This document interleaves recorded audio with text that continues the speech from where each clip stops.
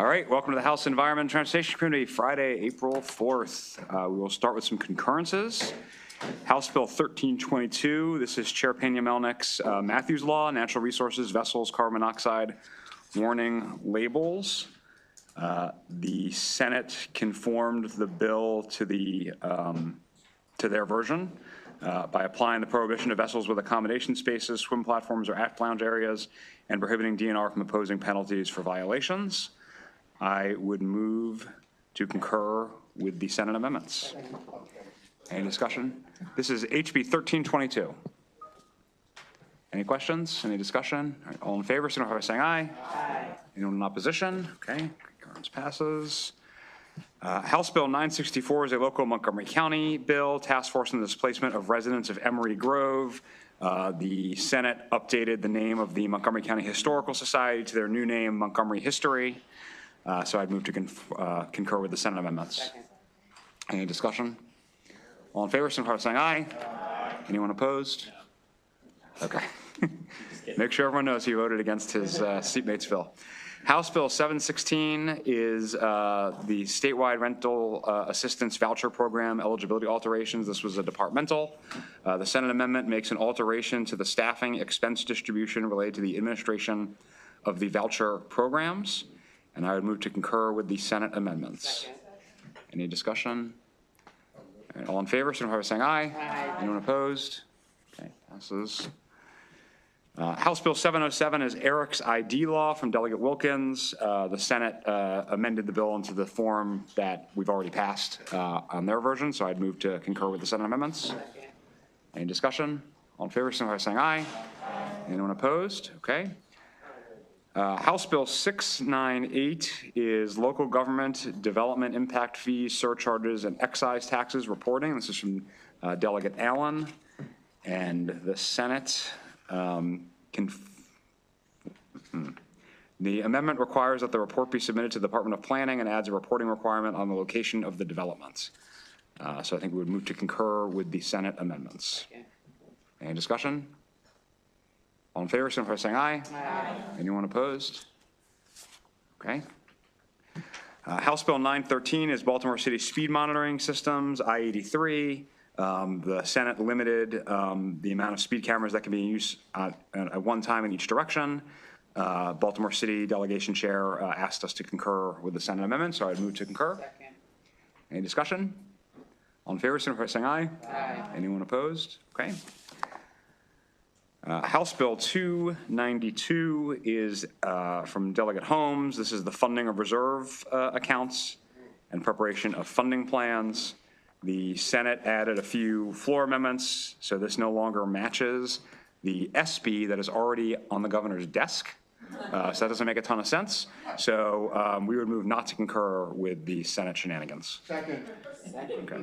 All in favor, signify by saying aye. Aye. Anyone opposed? Okay. All right.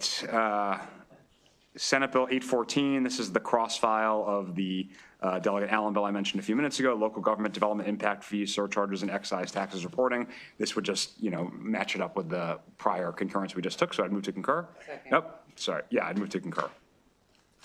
Right? It's recede. Recede. I'm receding. I'm receding, sorry. Move to recede. All in favor, signify by saying aye. Aye. Anyone opposed? Yeah, I don't like it either. Right, but we're doing it anyway. All right. Do you have to say on the record who, on the do not concur? Oh, and on the do not concur, we are appointing Delegate Holmes, Delegate Stewart, and Delegate Naraki to the conference committee. All right. No racket. All right, let's turn to voting list number 16. We will start with SB 600. Chair Stewart. Thank you, Mr. Chair. SB 600 received a favorable amendment recommendation from the subcommittee. The amendment strike the proposed Baltimore City program and instead add the 45th and 46th legislative districts in Baltimore City, as well as the city of Tacoma Park, to the existing Prince George's County pilot program. Move the amendments. Second. Amendment's been moved and seconded. Any discussion on the amendment? All in favor, signify by saying aye. Aye. Anyone opposed? Okay. Second. Any discussion on the bill? All right, all in favor of Senate Bill 600, please signify by saying aye. Aye. Anyone wish to record in opposition? Delegate Jacobs. Delegate Otto. Delegate Siliberti, Delegate Naraki, and Delegate Baker. We have in our possession the cross file of this. I do not recall the bill number offhand, but I would like to. House Bill 1226. So I would like to move that we conform House Bill 1226 to SB 600 and move that at committee as well. Any discussion? All right, all in favor, signify by saying aye. Aye. I guess that's on the amendments. Anyone opposed to the amendments? Okay, on the bill as amended. All in favor, signify by saying aye. Aye. Anyone opposed? Delegate Jacobs, Delegate Otto, Delegate Siliberti, Delegate Naraki, and Delegate Baker. You got that? No, because I don't know what the Yeah, it's HB 1226. It's the identical cross file to SB 600, so it's not on the list. It's not on there. But it's not on the list, so I can't record. Yeah, but you can just match it up to SB 600 later, correct? Great. Let's just move on. It's late in session. Senate Bill 968, Howard County Senators, Chair Boyce. Thank you, Mr. Chair. Subcommittee recommendation is favorable. The bill authorizes DNR 2 within the Patuxent River wildland and in order to preserve, maintain, study, research, and educate the public about the area's ecological features and rare habitats. 1, retain, maintain, remove, or replace existing trails using mechanical or motorized equipment, and 2, remove, replace, or dispose of non-native species using mechanical or motorized equipment. There are no amendments. Move the bill. Bill's moving second. Any discussion? All right, all in favor of Senate Bill 968, signify by saying aye. Aye. Anyone wish to record in opposition? Okay, bill passes. We will move on to Senate Bill 580, Chair Boyce. Thank you, Mr. Chair. Subcommittee recommendation, this is in the identical bill to HB 749 that passed this House and moved favorably. This bill exempts an agricultural building in Washington County used for agritourism from adhering to the Maryland Building Performance Standards. I'd move the bill, but Mr. Chair, I'd like to actually hold the bill. Yeah, I have some questions too. Building performance standards sounds a lot like BEPS, so I want to look at this a little closer. So we're going to hold SB 580 to our next voting session, and we'll move on to SB 117. Chair Stein. Thank you, Mr. Chair. This bill is the same as HB 131 as passed by the House. Move favorable. Bill's moving seconded. Any discussion on SB 117?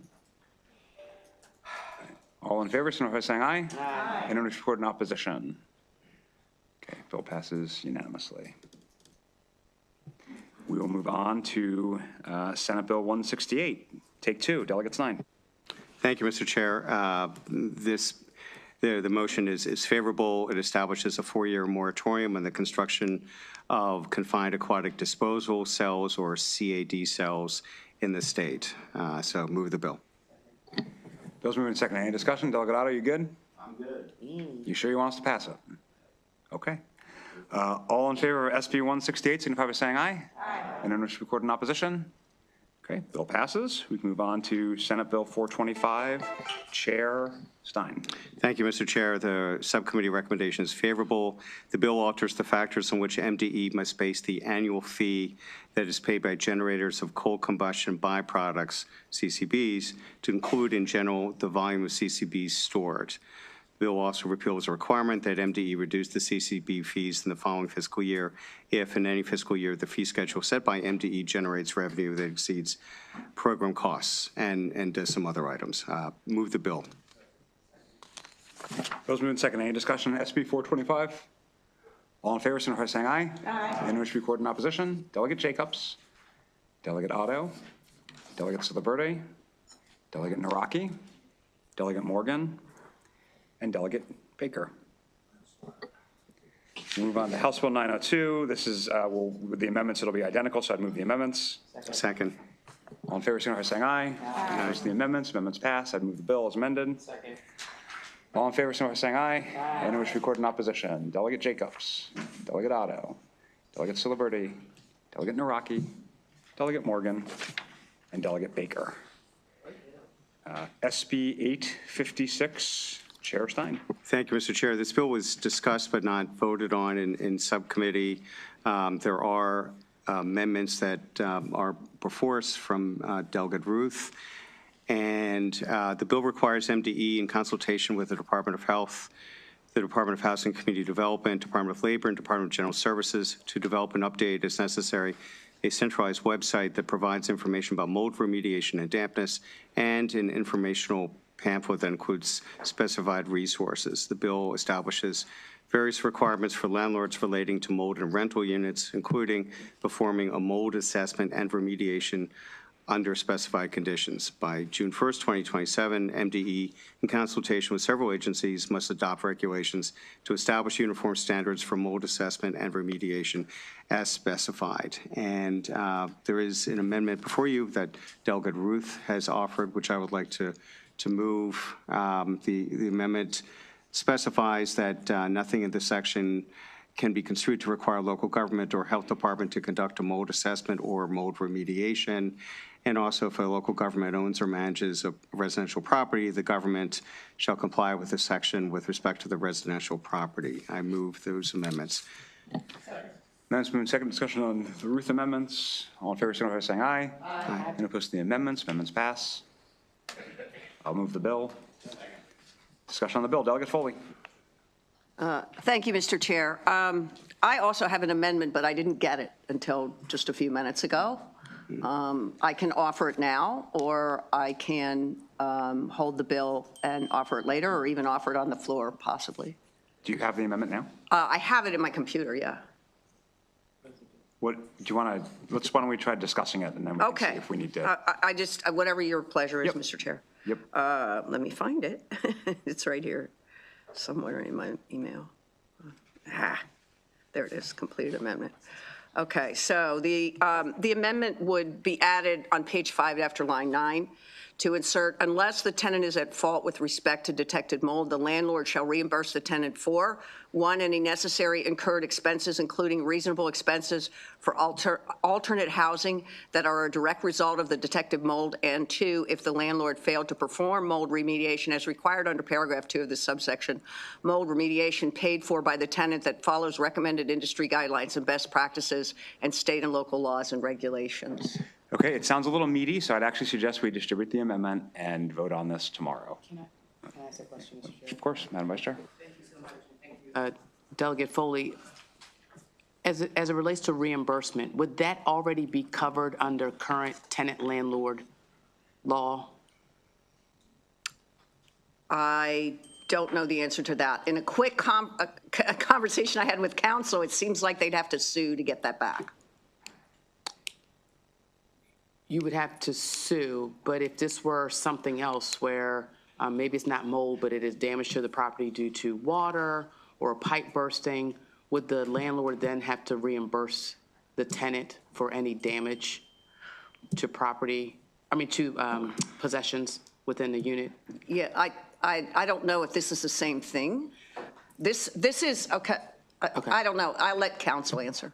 I don't know how much discussion you want to have, Mr. Chair, about this at this point. It looks like a lot of people want to have discussion, so I guess we're going to do this now. Okay. Without having the benefit of having the amendment in front of us, which I think is not great because it sounds like a pretty meaty amendment. Delegate Jacobs? Thank you. Delegate Stein, I guess, because you didn't vote on this in subcommittee, and I know there were, in the testimony, there were several that were favorable to the amendments. Realtors were opposed.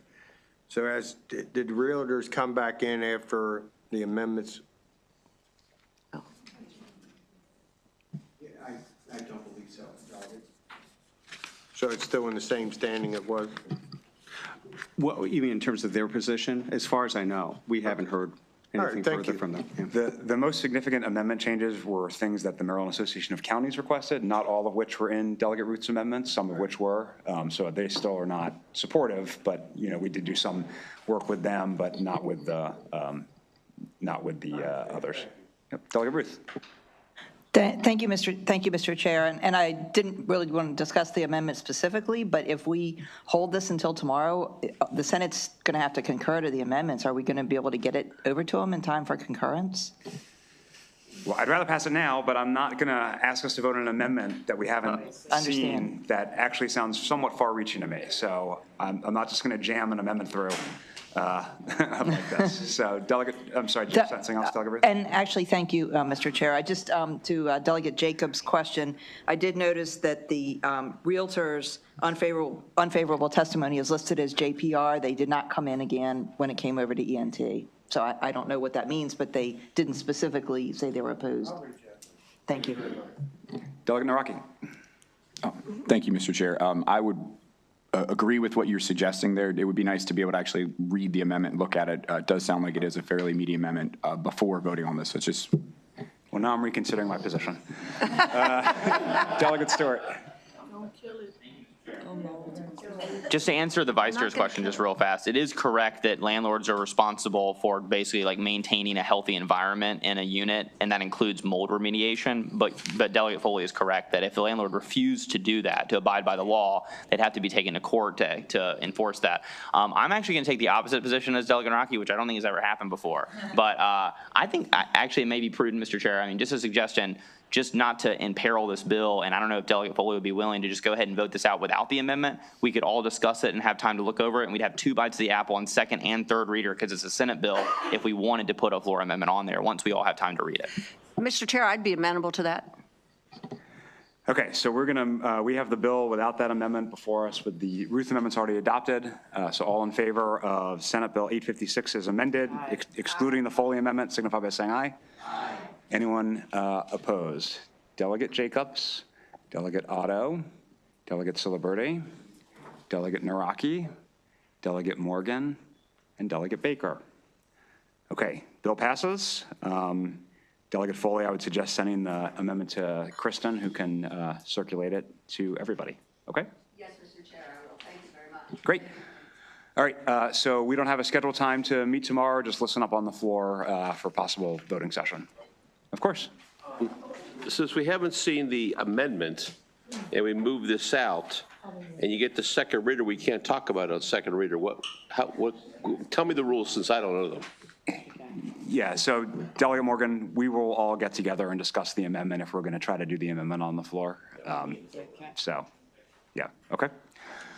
All right, any further questions? All right, thank you.